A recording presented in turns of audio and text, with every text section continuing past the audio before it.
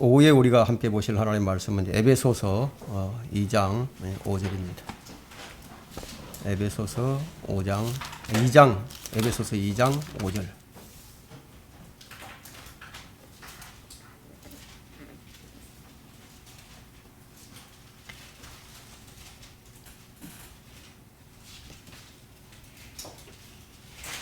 다 찾으셨습니까?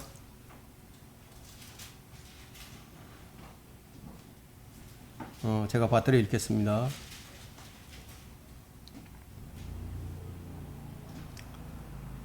죄들 가운데서 죽었던 우리를 그리스도와 함께 살리셨으니 너희가 은혜로 구원을 받은 것이니라.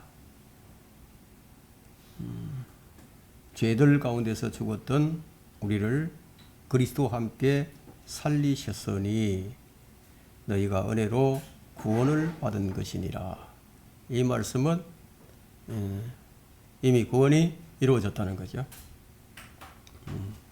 앞으로 구원을 받을 것이다가 아니라 이미 이제 구원을 받은 것으로 지금 여기 기록하고 있습니다. 오늘 오후에 설교 제목은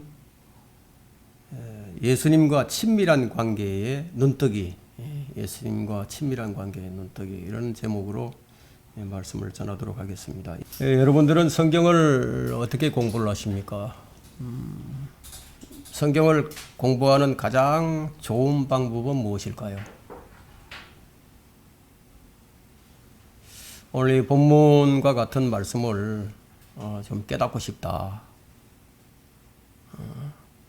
그러면은 성경 전체에서 이 본문의 말씀을 무엇이라고 말하고 있는지 그것을 찾아서 확인하는 방법이 가장 좋은 방법입니다. 그러면 실수가 없어요. 어떤 주석수만 믿다가는 실수를 합니다. 여러분이 여기서 함께 죽었다, 함께 살아났다. 자, 이와 같은 단어를 성경에서 쭉 찾아서 열거를 해보는 거예요. 열거를 해보고 짝을 맞추는 것이 가장 좋은 성경 공부 방법입니다. 여러분에게 가장 위로를 주는 말씀이 있다면 그것이 무엇일까요? 여러분에게 어떤 성경 구절이 여러분에게 가장 큰 위로를 주십니까? 마태복음 28장 20절에는 이런 말씀이 있습니다.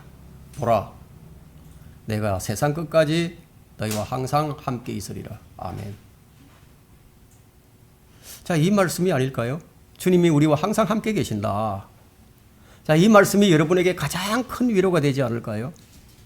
자, 이렇게 험한 세상을 사는 동안에 주님이 나와 함께 하신다 이거예요. 그럼 두려움이 없겠죠.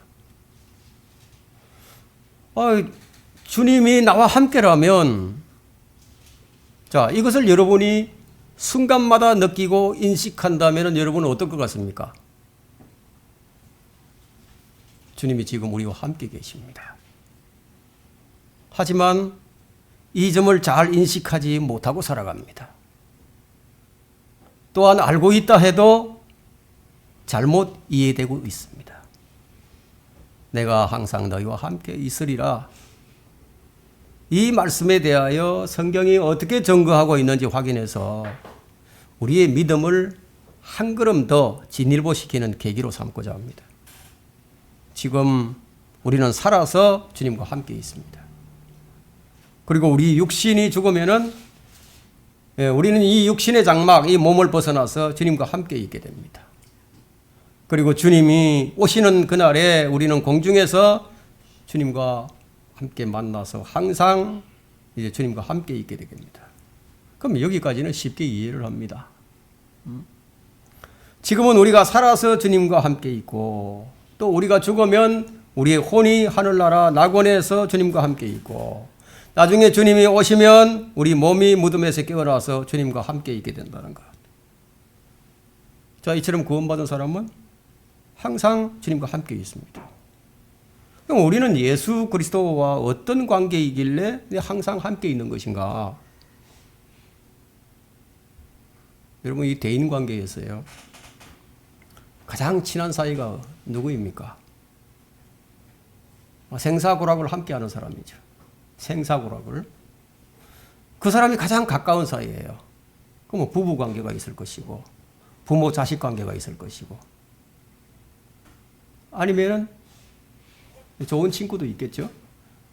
총탄이 빗발치는 전쟁터에서 생사고락을 함께했던 전우면 어떻겠습니까? 자, 이런 사이라면 그야말로 어떤 끈끈한 관계가 형성되어 있겠죠. 자, 예수님과 우리의 관계는 어떤 관계인가? 뭐 이런 것들 모두를 다 합친 관계라고 할 수 있습니다.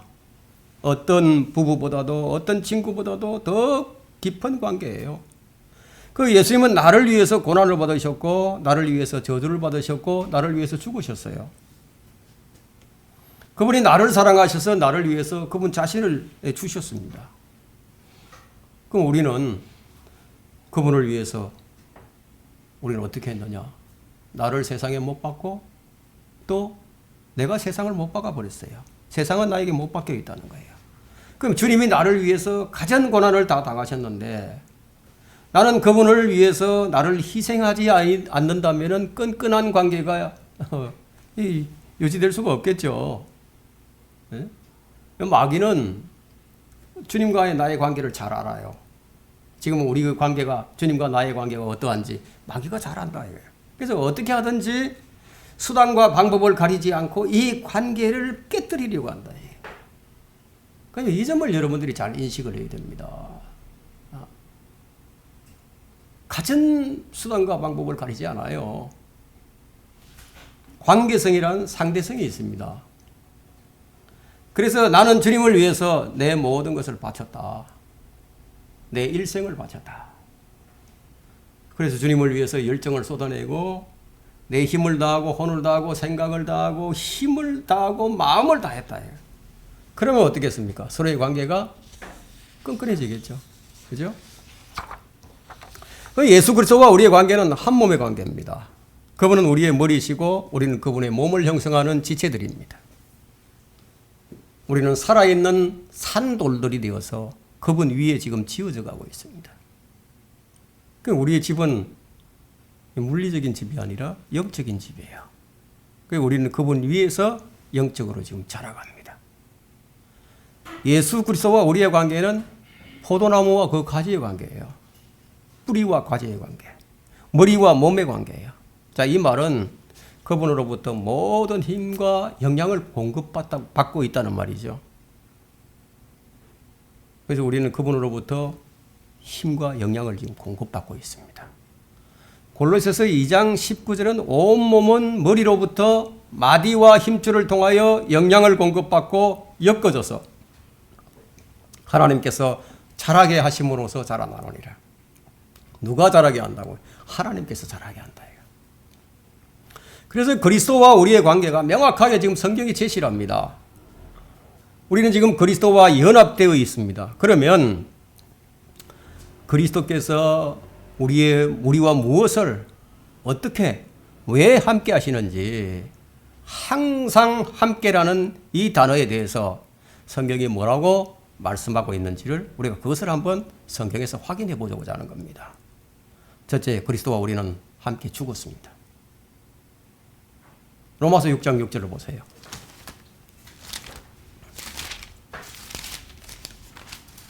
로마서 6장 6절에 자, 우리가 이것을 안 하니 했죠. 우리가 이것을 안 하니 이건 몰라서는 안 되는 것이라는 거죠. 우리가 이것을 안 하니 곧 우리 옛사람이 그와 함께 십자가에 못 박힌 것은 그렇지 무엇이 못 박혔다고 합니까? 우리 옛사람이죠. 그럼 아담으로부터 물려받아 우리가 태어난 우리 육신이에요. 자, 이것이 지금 못 박혔단 말이에요. 그와 함께 십자가에 못 박힌 것은 죄의 몸을 멸하여 죄의 몸을 멸하여 더 이상 우리가 죄에게 종노릇 하지 않게 하기 위함이라. 이게 무슨 말씀이에요? 매우 어려운 말씀입니다. 참 이해가 잘 안 되는 말씀이에요. 그 예수님께서 나를 위해서 죽으셨다. 그 주님께서 내 죄를 대신해서 형벌을 받으셨다. 여기까지는 그나마 참 이해가 되는데, 근데 주님과 내가 함께 죽었다. 요건 좀 이해가 잘 안 되는 말씀입니다. 이게. 한 죄인이 주님과 관계를 맺으려면 죄 몸, 죄덩어리인 이 몸이, 이 옛사람이 죽어야 한다는 거예요. 왜냐하면 이 새롭게 태어난 이 새 사람은 더 이상 죄에게 종로로 돼서는 안 되기 때문에. 죽은 사람은 더 이상 죄를 짓지 못해요. 그러면 죄가 있으면은 주님과의 관계를 맺을 수가 없습니다. 주님은 2000년 전에 죽으셨습니다. 그런데 지금 나는 살아 있습니다. 이 시간 차이가 2000년이 2000년. 이해가 잘 안 된다는 거예요. 그럼 왜 이해가 잘 안 되는지 그 이유가 있습니다. 어떤 이유가 있느냐? 주님께서 이런 말씀을 하셨는데, 자, 잘 들어보세요. 주님께서 하신 말씀은 살리는 것은 영이니 육은 전혀 무익하니라. 내가 너희에게 하는 말들은 영이요 생명이라.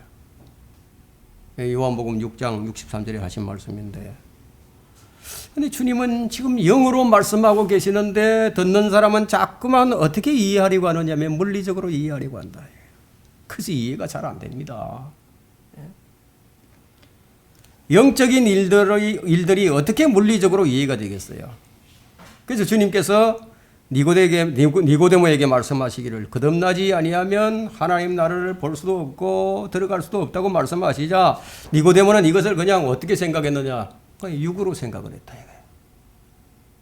주님께서 이것을 좀 이해를 시키려고 하니까 참 이게 보통 어려운 게 아닙니다. 물리적으로만 생각하는 사람한테 영적인 것을 이해시키려고 하니까 그래서 물과 성령으로 태어나지 아니하면 저기 말씀은 육신적인 것과 영적인 것을 지금 분리해서 설명을 해 주십니다. 완전히 분리시켜버리네. 그래서 사람은 육신적으로 태어났으니까 뭐 항상 그냥 육신적인 생각이 앞서요. 영적인 것보다. 그래서 예수님께서 영적으로 말씀하시면은 그냥 물리적으로 받아들이게 되고요. 물리적으로 말씀하시면은 그건 또 영적으로 받아들이려고 합니다. 늘 우리 이 육신이라는 것은 주님과 반대 방향으로 나가려고 하는 거예요. 성경에서는 이처럼 주의 말씀을 이해하지 못하고 있는 사람들이 많이 등장합니다. 그래서 주님과 끈끈한 관계를 가질 수가 없었어요. 그 니고데모 다음으로 등장하는 사람이 누구냐? 사마리아 여인이에요. 요한복음 3장에서는 니고데모가 나오고 요한복음 4장에서는 사마리아 여인이 나옵니다. 이 사마리아 여인도 역시 마찬가지였어요. 그녀도 주님께서 영어로 말씀하시자 그냥 육으로 받아들였습니다. 주님께서 생수를 주시겠다고 하니까 거인이 뭐라고 얘기하느냐? 주께 말씀드리기를 주여 당신은 물길을 그릇도 없고 이 우물은 깊은데 어디에서 그 생수를 얻겠나이까? 딱 물리적으로 받아들였거든요. 이때 필요한 것이 무엇입니까? 이때 필요한 것은 이 말씀을 이해시킬 수 있는 그런 설명이 필요하다는 거예요. 그래서 설교라는 것은 이런 말씀들을 풀어서 이해하기 쉽도록 하는 것이 바로 설교예요. 주님이 생수를 말을 하시는데 그것은 성령을 말씀하신 것이거든요. 그런데 그 여인은 그대로 그냥 마시는 물인 줄 알고 그렇게 받아들였어요. 주님은 많은 말씀들을 영으로 말씀하셨어요. 요한복음 2장 19절에서 예수께서 대답하여 말씀하시기를 이 성전을 헐라. 그러면 내가 3일 만에 이것을 다시 일으키리라. 물리적으로 말씀하신 것이 아니거든. 그런데 유대인들은 이 말씀을 실제 물리적인 성전으로 이해를 했고 주님은 자기 몸을 지금 말씀하신 거예요. 사람들은 이렇게 받아들일 수밖에 없어요. 태생적으로 그렇게 태어났으니까. 예수님은 영어로 말씀하시는데 사람들은 육으로 알아듣습니다. 나는 하늘에서 내려온 빵이니 누구든지 이 빵을 먹으면 영원히 살리라. 또 내가 줄 이 빵은 세상의 생명을 위하여 줄 나의 살이니라. 이렇게 말씀을 하시자 이 유대인들이 어떻게 받아들였냐면 아니 저 사람이 도대체 뭐라고 말을 하고 있는 거야. 자기 살을 우리에게 먹으라고 줄 수 있겠느냐 이거야. 항상 사람들은 늘 물리적으로 받아들여요. 왜 그러냐 이거예요. 왜 그러냐. 그 이유가 뭐냐. 그 로마서 이제 8장에도 나와 있고요. 그렇게 받아들일 수밖에 없는 이유들이 있다는 거예요.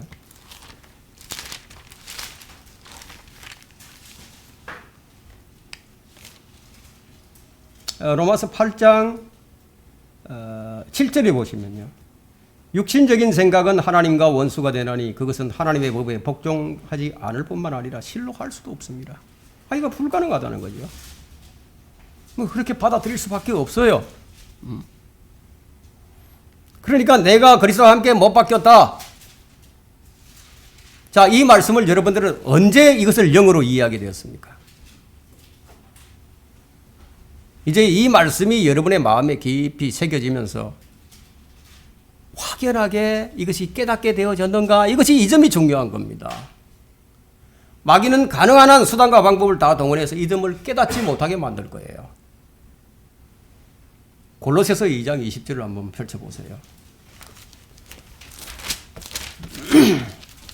골로새서 2장 20절에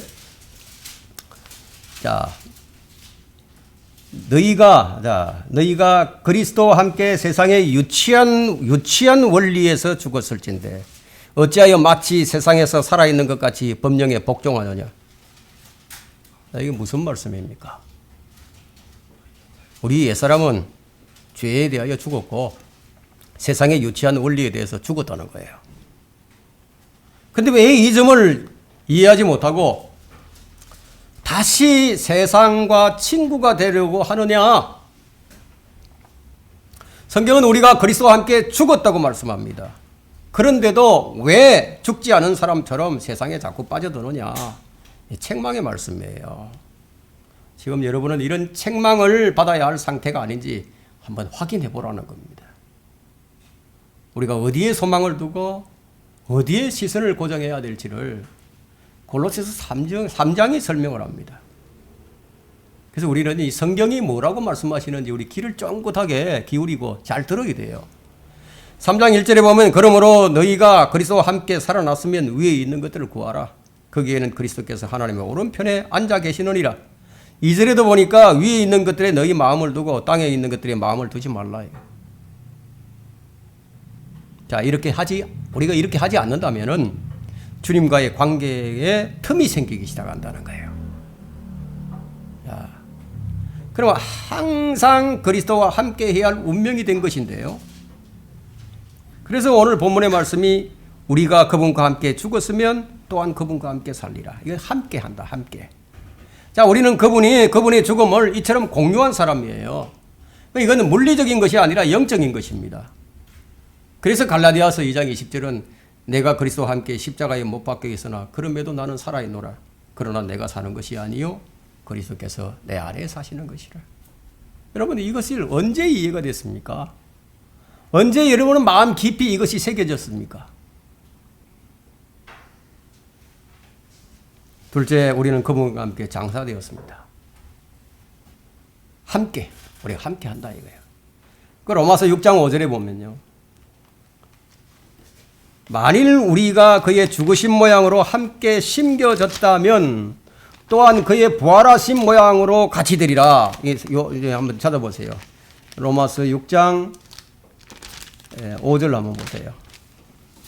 만일 우리가 그의 죽으심의 모양으로 함께 심겨졌다면 또한 그의 부활하신 모양과 같이 되리라. 그분이 심어져야만 했던 이유는 뭐냐 이거예요. 한 알의 밀알과 같이 되셔야 많은 열매를 맺을 수 있기 때문이에요. 그래서 우리가 그분과 함께 심어졌다면 그분과 함께 묻혔다는 얘기거든요. 그러면 역사적으로 볼 때, 자, 영적이로 말고, 그러니까 역사적으로 볼 때 예수님은 아리마대 요셉의 무덤에 묻히셨어요. 그런데 아무도 주님과 함께 묻혔던 사람은 없어요. 같이 묻힌 사람은. 그런데 성경은 우리가 그분과 함께 심어졌다, 장사되었다. 자, 이렇게 설명하는지, 왜 이렇게 설명하는지 그 이유는 로마서 6장 4절에 있습니다. 그러므로 우리가 죽음 안으로 침례를 받아 그와 함께 장사되었으니 이는 아버지의 영광으로 인하여 그리스도께서 죽은 자들로부터 일으켜지심과 같이 우리도 또한 생명의 새로움 가운데서 행하게 하려 함이니라. 목적이 분명하죠. 목적이 생명의 새로움 가운데서 행하는 거예요. 그러니까 이전의 삶의 방식을 다 버리고 새로운 삶. 구원받은 성도는 그리스도와 함께 일어나기 위해 땅에 심은 씨앗입니다. 그리스도의 몸이 영광스러운 몸으로 일으켜졌는데, 그러면 우리 역시 그분과 함께 심어졌기 때문에 그분과 함께 썩지 아니할 몸, 죽지 아니할 몸, 영광스러운 몸을 입게 될 것이다, 이런 말이에요. 여러분, 구약 성경에도 부활을 말씀하고 있습니다. 재미있는 말씀이 있는데요. 여러분, 이사야서를 한번 펼쳐보시겠어요? 이사야 45장 8절 한번 펼쳐보세요. 좀 재미있는 말씀입니다.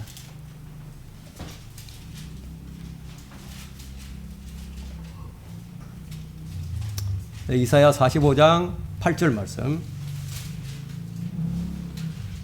자, 너희 하늘들아, 위로부터 내리며 창공의 의를 부어 내리게 할지어다.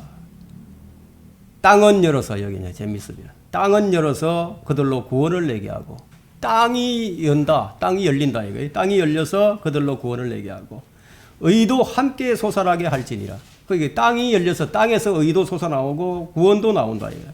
나 주가 그것을 창조하였느니라. 참 재미있죠. 왜냐하면 부활의 구주를 지금 말씀하고 있습니다. 무덤이 열리고요. 땅이 열린다. 무덤이 열리고 죽은 자들의 몸이 일어나는 지금 부활을 말하는데, 어느 날 그리스도 안에 죽은 자들이 무덤이 열리게 됩니다. 그러면 새로운 몸으로 솟구쳐 오른다는 거예요. 그럼 우리가 그리스도와 함께 죽었고, 자 보세요. 그러면 땅이 열린다고 했는데, 땅이 열려서 자 땅에서 그들로 구원을 내게 하고 했단 말이에요. 예수 그리스도가 자 구원을 내죠. 예수 그리스도는 나는 길이요 진리요 생명이다. 나는 부활이요 생명이다. 그분이 땅에 묻혔다가 구원을 냅니다. 그렇죠? 의도, 예수 그리스도는 의잖아요. 의. 그분이 땅에서 솟아나게 할지니라. 바로 이런 말씀을 하고 있는 거거든요. 자, 그래서 우리는 지금 그리스도와 함께 죽었고 그리스도와 함께 묻혔기 때문에 이렇게 될 것이라는 겁니다. 이것은 영광스러운 부활의 몸을 말합니다. 몸의 구속. 우리는 지금 우리 몸의 구속을 기다리고 있습니다. 땅에서 사람이 솟아난다. 여러분 이제 이게 이해가 되십니까? 예? 이것에 대한 모형으로 죽은 지 나흘이 지나서 썩은 냄새가 펄펄 나는 그런 나사로를 살려서 보여주셨어요. 우리를 그리스도와 함께 일으키신다는 거예요. 하나님께서 주를 살리셨으니 그분의 능력으로 우리도 살리시리라. 고린도후서 4장 14절에는 주 예수를 살리신 그분께서 예수 그리스도를 통하여 우리도 살리시며 또 우리를 너희와 함께 나타내시리라는 것을 아노니. 요한복음 6장 54절에는 내 살을 먹고 내 피를 마시는 자는 누구든지 영원한 생명을 가졌나니 내가 그를 마지막 날에 살리리라. 마지막 날이에요. 이 마지막 날이 언제입니까? 우리 그리스도인의 마지막 날은 주님이 우리를 부르시는 날이에요. 주님이 공중재림하시는 날이에요. 예수님께서 부활하신 사건은 역사적인 사실입니다. 왜냐하면 사도들이 이렇게 증거를 합니다. 부활의 증인들이. 사도행전 5장 30절에서 너희가 나무에 매달아 죽인 예수를 우리의 조상의 하나님께서 살리셨느니라. 자, 이것은 로마 제국의 역사에 기록이 되어 있어요. 하나님께서는 예수 그리스도를 살리셔 드러나게 보여주셨다는 거예요. 부활의 증인들이 500명이 넘습니다. 주님은 부활하셔서 500명이 넘는 사람들에게 드러내셨고 많은 사람들이 보는 앞에서 구름 속으로 솟구쳐 올라가셨습니다. 그럼 제가 오늘 이 시간에 여러분들에게 말씀드리고자 하는 핵심은 지금 마지막 날에 다시 일으켜지는 것을 말하고자 하는 것이 아니에요. 무엇을 말하고자 하느냐? 지금 우리가 그분과 함께 일으켜졌다는 것을 지금 말하고자 하는 거예요. 이것은 물리적인 것이 아니라 영적인 거예요. 허물과 죄들 가운데서 죽었던 우리가 지금 살아났다는 거예요. 우리는 새롭게 태어났어요. 우리의 생각이 새롭게 되었습니다. 우리는 새로운 피조물입니다. 이전 것은 다 지나갔습니다. 앞으로 우리 몸은 일으켜질 것이라는 거예요. 왜냐하면 지금 현재 우리가 그분과 함께 일으켜졌기 때문에 그것이 가능하다는 거다. 영적인 것이 먼저예요. 여러분, 에베소서 다시 우리 본문을 한번 봅시다. 2장 5절 다시 한번 읽겠습니다. 2장 1절을 한번 보세요.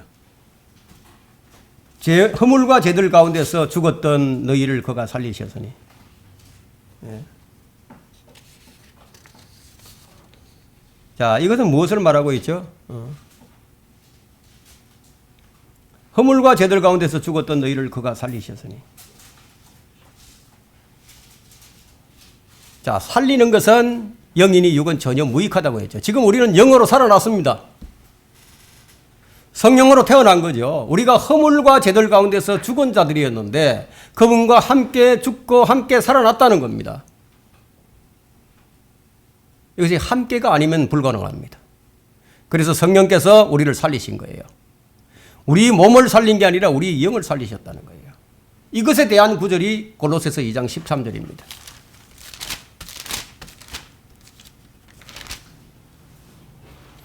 너희 죄들과 너희 육체의 무할례 가운데서 죽었던 너희를 하나님께서 그와 함께 살리셔서 너희의 모든 허물을 용서하셨으니. 다 용서하셨대요. 함께 살리시고 허물을 다 용서하셨어요. 너희를 하나님께서 그와 함께 살리셔서, 이 말은 우리 몸의 부활이 아니라 우리의 죽었던 영이 살아났다는 말입니다. 주님은 살려주는 영이 되셨고 하나님은 진리의 말씀으로 우리를 낳으셨고 성령께서 우리를 살리셨습니다.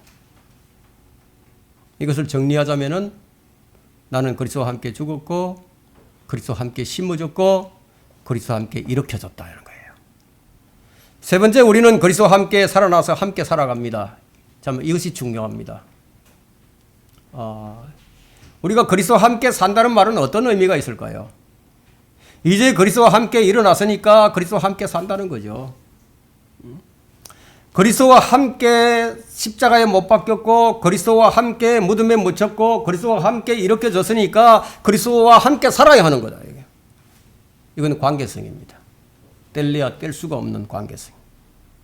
동고동락하는 관계가 되었다는 겁니다. 그럼 우리는 여전히 육체 가운데 있는데, 그럼 그리스도와 함께 산다는 것은 무엇을 말하고 있는가? 그리스도가 영으로 우리 안에 들어와 사신다는 말입니다. 그럼 우리가 거듭난 순간 그리스도와 함께 있게 되었고 그리스도와 함께 살아갑니다. 함께 살아간다. 그럼 이제 우리가 이제 혼자이지만 사실은 이제 혼자가 아닌 거죠. 여러분, 부부는 그냥 한 몸이라 그러잖아요. 한 몸이라 그러는데, 근데 한 몸만에 살 수가 없죠. 근데 주님은 우리 몸만에 사십니다. 자, 우리의 생명은 그리스도와 함께 있습니다. 골로새서 3장 3절을 보게 되면은 이는 너희가 죽었고 또 너희의 생명이 그리스도와 함께 하나님 안에 감추어졌기 때문이래. 그럼 우리의 생명이 무엇인지 한번 보세요. 우리 생명이, 여러분 새 생명을 받았는데 그 새 생명이 무엇입니까? 요한일서 5장 12절에는 이 새 생명이 무엇인지 분명히 보여주는데, 그 아들이 있는 자는 생명이 있고 하나님의 아들이 없는 자는 생명이 없느니라. 그러나 생명이 뭐냐 이거? 하나님의 아들이 생명이다. 그럼 그리스도와 함께 하는 것이 아니라면은 생명이 없는 사람이라는 거예요. 그래서 이제 너희는 그리스도의 몸이요. 이전에는 아니었는데 이제 너희는 그리스도의 몸이요 개별적으로는 그 지체들이래. 우리가 그분 처음 믿었을 때 그렇게 된 거예요. 처음 믿는 순간에. 이것을 육신의 생각으로 이해하려고 하지 마세요. 이게 육신의 생각으로 이해가 안 돼요. 그건 이해 불가합니다. 그래서 사람들이 이 진리가 마음에 와닿질 않아요. 마음에 와닿아야 되는데 마음에 와닿질 않아. 아무리 이해를 하려고 해도 이해가 안 돼. 그 육신의 생각으로는 이해 불가하다는 거예요. 여러분, 이 통도사이죠. 통도사. 여러분 잘 아시죠? 통도사. 여러분 가보신 분이 있으십니까? 이 통도사에 큰 스님이 있었어요. 지산 스님이라는 분인데, 자, 그 사람이 거기서 좋은 일도 많이 하고 그랬는데 그 진리를 깨닫지를 못했어요. 이제 진리를 깨닫기 위해서 그 큰 절간을 버리고 두 번째 출가를 하게 되는데 강원도 산골짜기로 올라갔습니다. 아무도 없는 골짜기로 올라가서 거기서 홀로 집을 짓고 거기서 생활을 합니다. 무엇을 하려고? 덕도를 하려고. 그래서 이제 방송국 PD가 이제 이 사람을 이제 촬영을 하면서 그 사람에게 이제 물은 거예요. 이 스님은 어디로 가고 있는지 알고 계십니까? 하고 물었어요.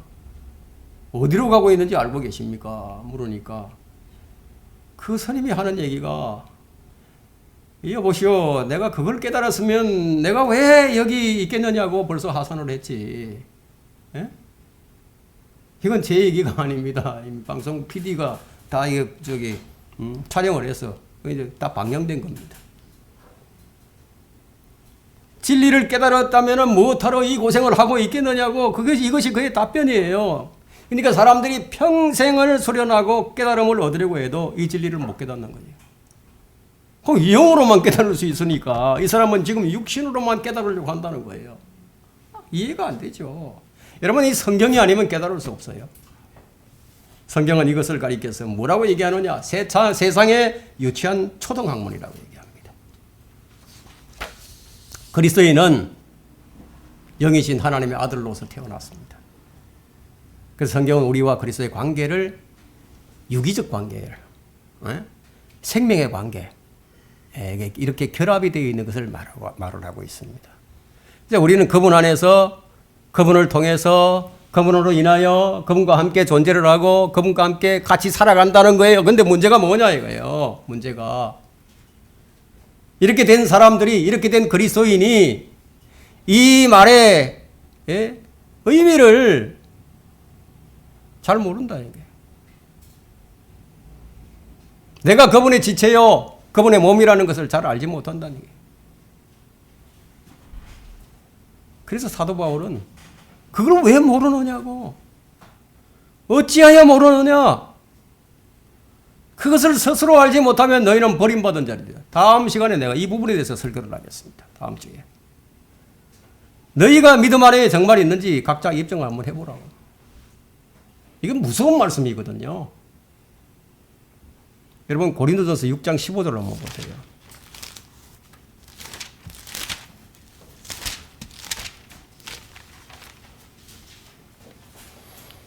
6장 15절에 보시면 참 이것도 재미나는 말씀입니다. 너희 몸이 그리스도의 지체인 줄 알지 못하느냐. 왜 모르느냐는 얘기죠. 내가 그리스도의 지체를 가지고 창녀의 지체로 만들겠느냐? 결코 그럴 수 없느니라. 알지 못하느냐? 자, 이 말의 의미가 뭐예요? 이게 그리스도인들의 마음에 잘 와닿지 않는다는 거예요. 그러니까 이걸 깨닫지 못하니까 결코 그럴 수 없다고 말하는데도 불구하고 고린도 교회에서 어떤 사람이 건친상간으로 그의 몸을 창녀의 지체로 만들어 버렸다는 거예요. 그런 일들이 지금 계속 발생하고 있다는 거예요. 이런 목사들이 성적 문제로 스캔들을 일으키는 자들이 얼마나 많습니까? 그렇다면 목사들이 그렇게 하는데 뭐 일반 성도들이야 뭐 말해서 뭐 하겠습니까? 그리스도의 지체를 가지고 창녀의 지체로 만드는 자들이 많이 있다는 거예요. 우리는 지금 그리스도와 함께 살아갑니다. 여러분, 이 함께 산다는 거하고 동행한다는 거하고 좀 차이가 있어요.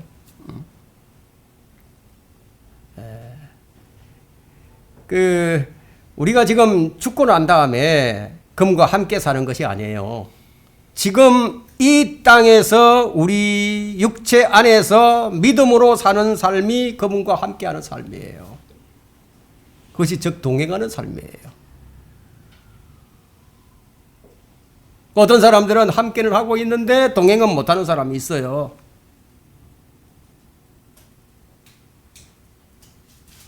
동행한다는 것은 참 같은 생각, 같은 뜻을 가지고 나란히 함께 같은 길을 걷고 있는 것이 동행이죠.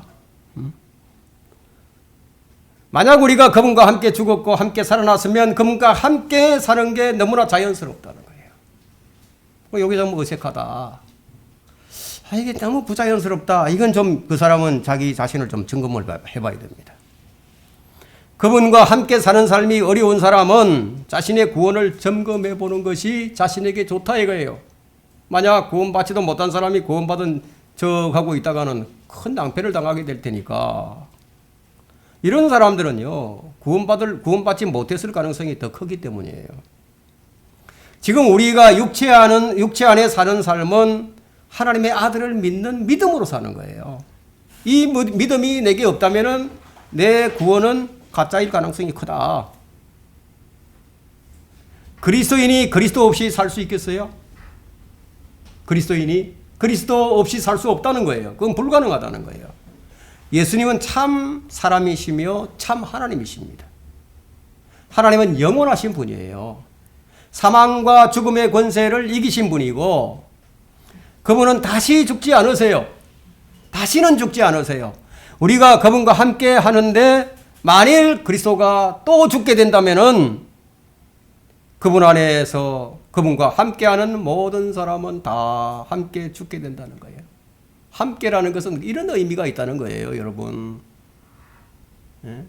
우리가 단어 하나 참 중요하게 생각을 하고 또 이걸 받아들여야 됩니다. 함께라는 단어에 이런 것이 들어있었다.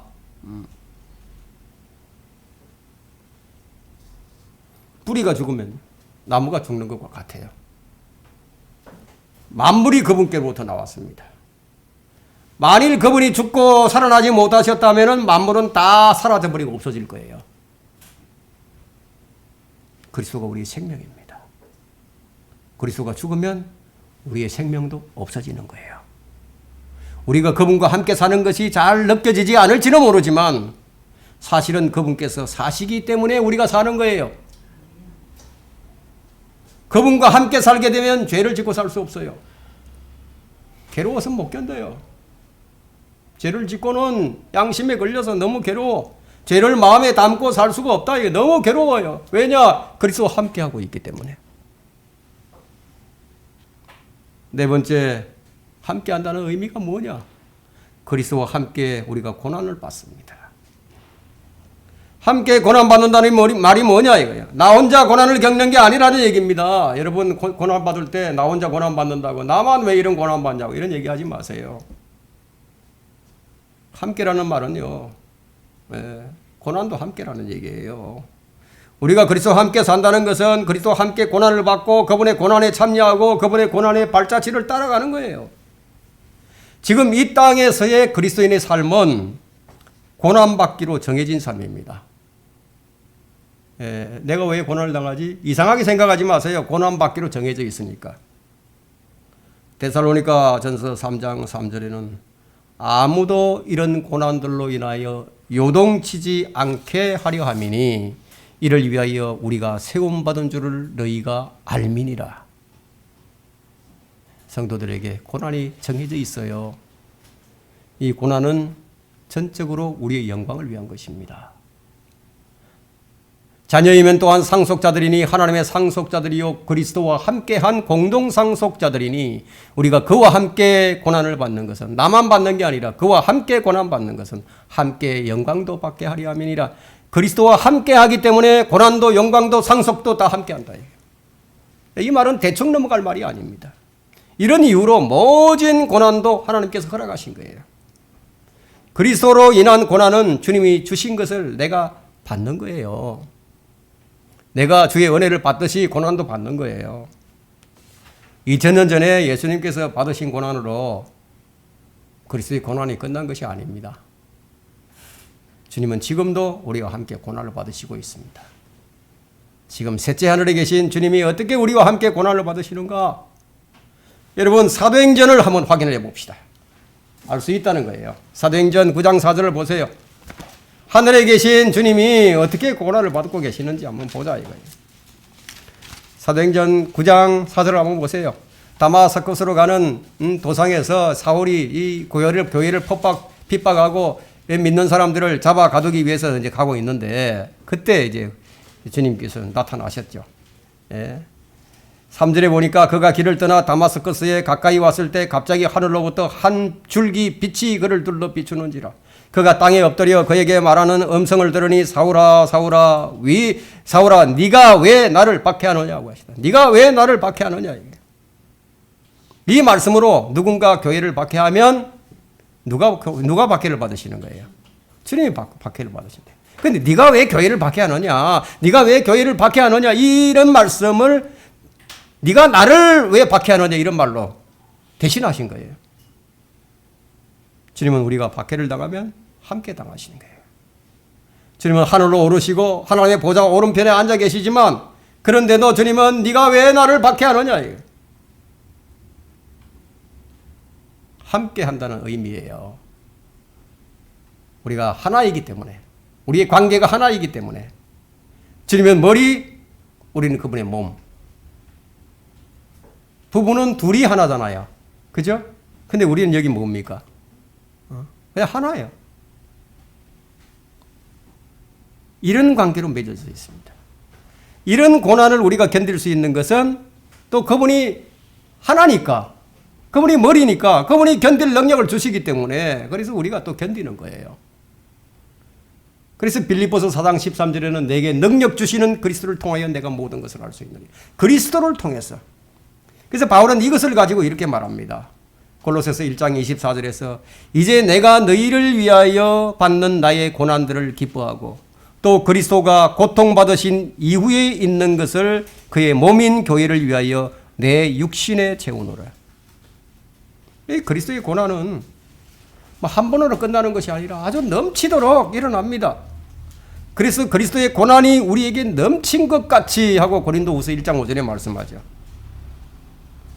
주님은 교회 안에서 한 지체가 고난을 받으면요, 그분도 함께 고난을 받고 계십니다. 우리 지체 간에도 마찬가지예요. 우리가 한 몸이기 때문에. 여러분 고린도전서 12장 26절을 보세요. 고린도전서 12장 26절에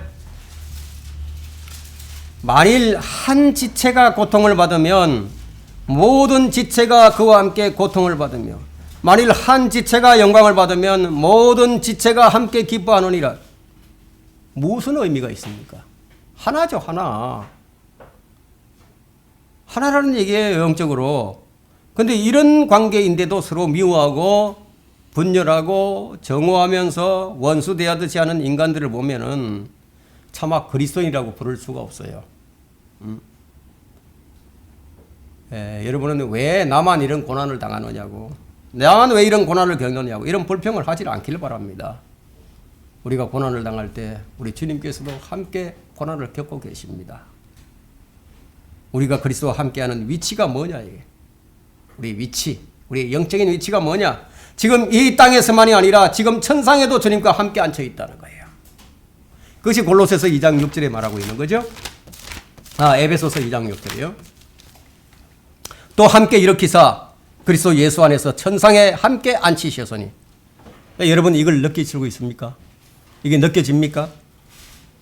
안 느껴지겠죠. 그러면 여러분은 이 사실이 믿어집니까?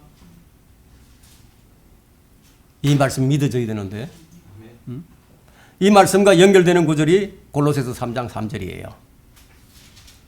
이는 너희가 죽었고 너희의 생명이 그리스도와 함께 하나님 안에 감춰졌기 때문이라. 하나님 안에 감춰져 있다는 거예요. 우리의 생명이 하나님 안에 감춰져 있어요. 왜 우리의 생명이 감춰져 있느냐? 우리 생명이 그리스도이기 때문에. 일반적인 생각에는 주님을 믿게 되니까, 믿게 되면 천상에 앉혀 있으니까 늘 평안과 기쁨과 감사가 넘치는 생활인 줄 알았는데, 근데 그게 아니라 온갖 고난과 역경이 다 닥쳐와요.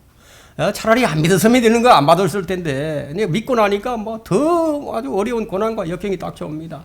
그래서 그것 때문에 그걸 견디지 못해서 실족하는 그런 사람들도 생겨난다 이거예요. 왜 그거 실족을 하느냐? 이 말씀을 이해하지 못하기 때문이에요. 깨닫지 못해요. 이 말씀은 영적으로 한 말씀인데 이 말씀을 물리적으로 적용해서 이해하려고 하니까 이해가 안 돼. 우리의 평안과 기쁨과 화평은 물리적인 것이 아니에요. 그리스도 안에서 성령 안에서 누리게 되는 것이 영적인 거예요. 영적인 것과 물리적인 것을 잘 구분하지는 못하고 있습니다. 영이요 생명으로 말씀하신 이 말씀들을 그냥 자꾸만 물리적으로 적용하니까 그냥 계속해서 오류만 생겨납니다. 우리가 그리스도와 함께 천상에 앉혔다는 말은 그리스도 안에 있는 우리의 생명을 말하고 있는 거예요. 우리의 생명이 그리스도라는 거예요. 내가 있는 이곳에 주님이 함께 계시듯이 주님이 계신 그곳에도 내가 함께 있다는 그런 뜻이에요. 하늘에 계신 주님 안에 나의 모든 것이 다 들어있다는 거예요.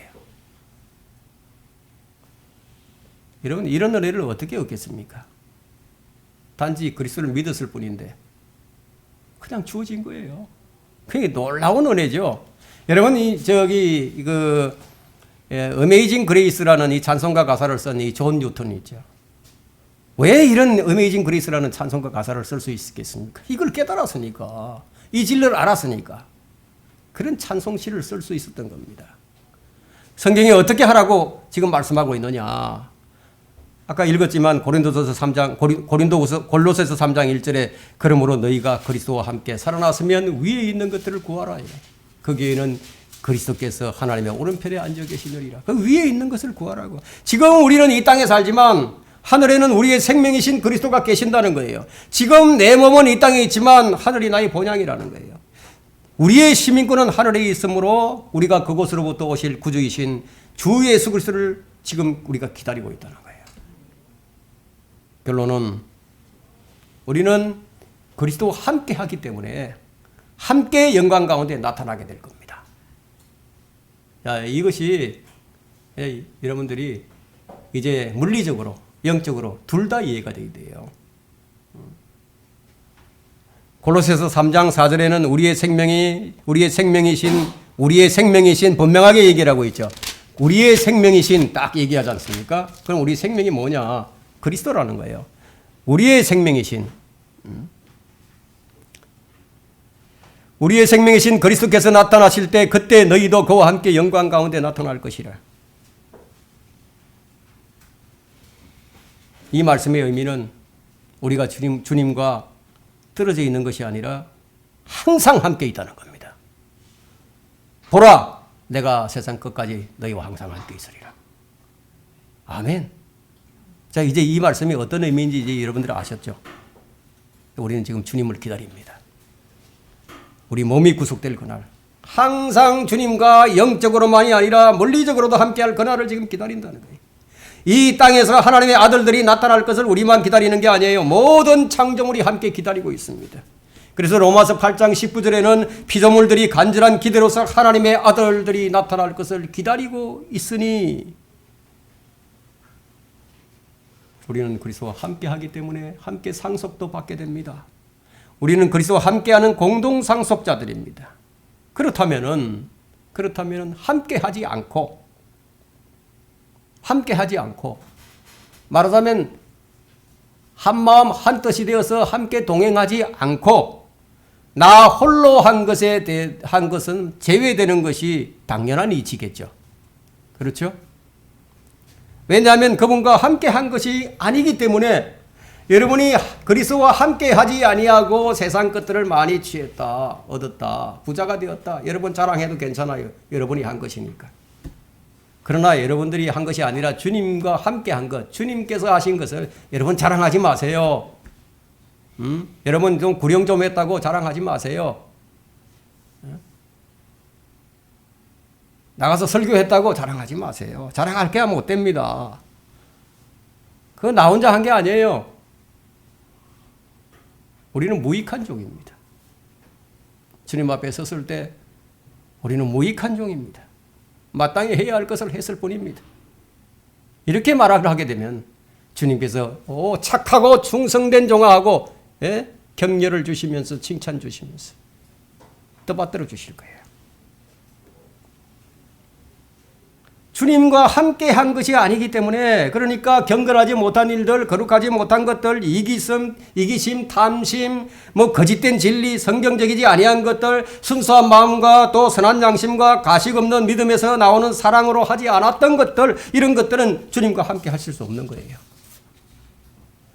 그분이 영광을 받으면 우리도 함께 받고, 그분이 다스리면 우리도 함께 다스리고, 그분이 보좌에 앉으면 우리도 함께 보좌에 앉고, 함께라는 것은 이런 의미가 있는 거예요. 그리스도는 만물의 상속자예요. 그리고 우리는 만물의 공동 상속자가 된다는 거예요. 그뿐만이 아니에요. 생김새도 모양도 똑같이 된다는 거예요. 그래서 빌립보서 3장 21절에는 그가 만물을 자신에게 복종시키는 그 능력의 역사로 인하여 우리의 천한 몸을 그분의 영광스러운 몸과 같이 변모시키시리라.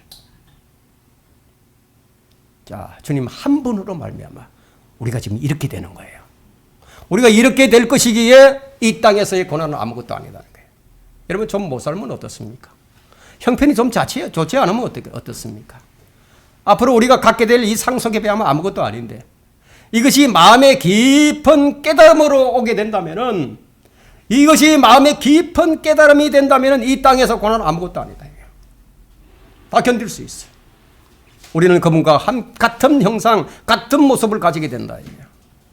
고린도후서 3장 18절에도 영광에서 영광으로 이르는 똑같은 형상으로 변모되느니라.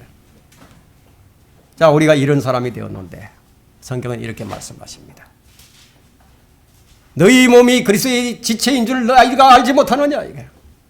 너희 몸이 그리스도의 지체인 줄 알지 못하느냐. 왜 그 몸을 가지고 창녀의 지체로 만들려고 하느냐. 왜 이런 지체를 가지고 불의의 병기로 쓰려고 하느냐. 이 지체를 죄의 도구로 사용해서 되겠느냐.